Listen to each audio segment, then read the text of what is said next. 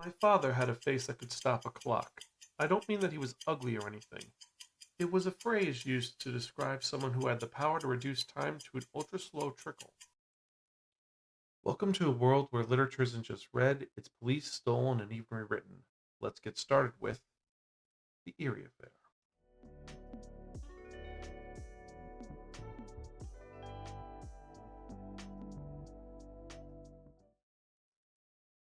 I'm Zan, konnichiwa, aloha, buongiorno, and what's up? And welcome to another Spiraken Book Club review. And I'm excited to talk about this very cool book that we're talking about. And because this is our 10th entry in Project 45 by 45. Can you believe it? 10 entries since we started this insane project where I am talking about various books and other things. And well, I figured since this book is in such a unique location and a unique world, well, I should dress the part because it's something a little different, a little odd, a little, well, dab and dashing, a little debonair, a little classic, let's just say. And what are we talking about? We are talking about The Erie Affair. And this is by Jasper Fforde, came out in 2002. And it is a story which is set in a surreal alternate world that is a circa 1985 where time travel is routine, cloning is a reality. The most popular pet at the time is dodos, and literature is taken extremely seriously. You don't go to the movies, you go out to a reciting of a play and you Rocky Horror Picture Show it and say all these very inappropriate things. I've never read Richard III ever as interesting or as funny as for reading this book. And this is set in Great Britain, where it's essentially a police state where someone can get lost literally in a work of art. There are these militant people who believe that Bacon wrote all the Shakespeare's play and not William Shakespeare. Francis Bacon wrote it. Um, Tons of unique police states and companies that are dealing with various factions from time travel, inner policing, vampires, it is completely mad. But our main character is Thursday Next, an operative in Spec Ops 27, the literary police, making sure that things are correct, works of art aren't stolen, and more importantly, things are collaborated well. Unfortunately, or fortunately for her, she gets a promotion. Not and she's in Spec Ops 27. She gets promoted to the mysterious Spec Ops 5. What do they do? Well, we don't know. Unfortunately, um, a master criminal who is her former professor, Archie in Hades, has devised an amazingly wonderful, horrible plot. What is this plot? Well, I don't want to get too far into it because it is mad, it is insane, and more importantly, this is a trippy book. And if I spoil it, it's going to ruin the entire story. So, yeah, we'll leave it at that. This is a bizarre, strange, interesting, brilliant, insane story that, well, it is totally out there. And honestly, I was like, how to describe this, how to explain this, how to go into all of the insanity of it. Well, let's be honest. It is such a weird thing to get into this story. It's Monty Python esque, mixed with a bit of Harry Potter, mixed with some Douglas Adams, and it's all over the place. I mean, just think about the first quote I'm going to talk about, and it is a truly bizarre one, and that is, my father had a face that could. Let's fix this. It is going to be, what is there to forgive? Ignore, forgive, and concentrate on living? Life for you is short, far too short to allow small jealousies to infringe on the happiness which should be yours only for the brightest, briefest of moments. It is a bizarre story that's pretty unique.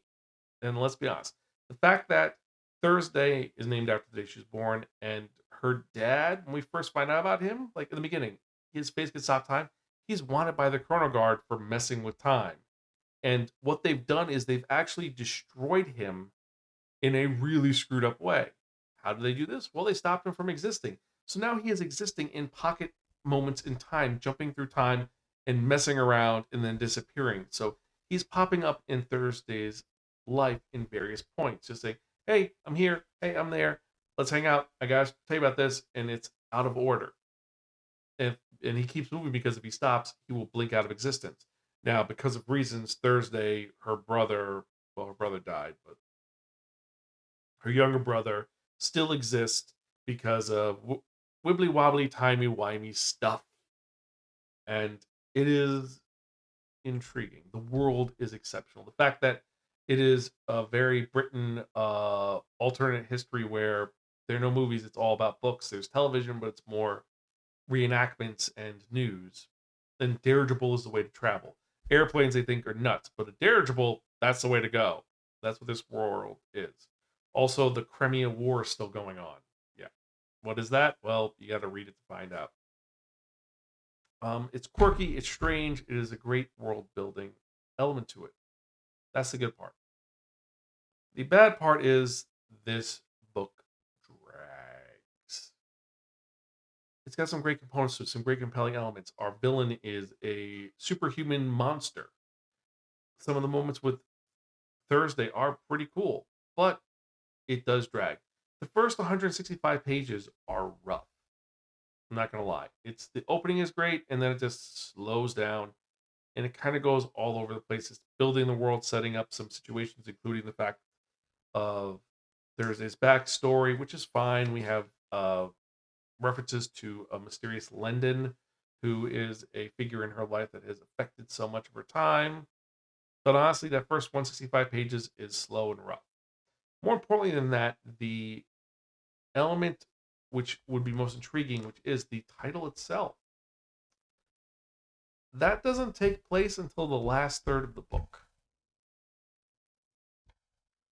Yeah. The reason for the story takes place in the last third of the book, so it's kind of a little much. I haven't spoiled anything because I've not explained any of the elements about what this is about. I'm not going to. Just saying, it kind of leaves you hanging, and you're like, wait, when is this going to take? Oh, okay. And then it jumps, and you're going completely fast. You're blasting off. And honestly, the story is some great elements with the characters are what make it amazing. I mean, let's get to my second quote, which is going to be sometimes a word succeeds beyond the wildest dreams of its creators, like a virus sent into the world to infect common speech. This is a world of words, of literature, where something like if a character steps out of a book, everyone notices because suddenly this character doesn't exist anymore. What's going on? Where are they from?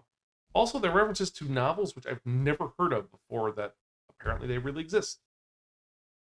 Don't know if that, well, who knows? It is a story which honestly I want to love it, I want to hate it. It's all over the place, but honestly, it's kind of kerfluffly. That's what I could use for it. It's kerfluffly. The pros are decent. Apparently, this is an entire series, and we learn more about Thursday and her adventures. And she's pretty cool and compelling. In the world, it just the pros are kind of meh. I would like to see this as a TV series. I think this would be done really well. And also, like I said, a world where literature is important, where that's where you bet on. It's a smarter world, a more engaging world, and I love that. Where tensions are there, it's not just brain rot. Where a character could say, "Well, you know, I don't believe in coincidences. Neither do I." That's a coincidence, isn't it? It's clever puns like that that make it great, and you have characters like her uncle Mycroft, not to be confused with Mycroft Holmes, but his name is Mycroft, where he is an inventor who has some interesting elements to it that does something pretty cool.